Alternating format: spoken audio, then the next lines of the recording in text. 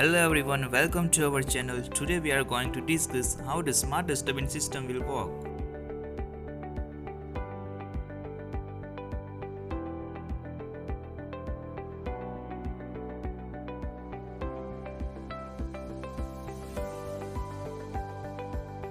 The basic component is Arduino UNO, ultrasonic sensor HCSR04, servo motor and jumper wire.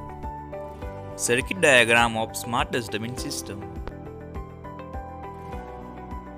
As we can see in the picture, ultrasonic sensor will transmit a signal toward the object and receiver will receive this signal. We can measure the distance between the sensors and the object. A servo motor is an electrical device which can push or rotate an object with a great precision. If we want to rotate an object, then we can use servo motor.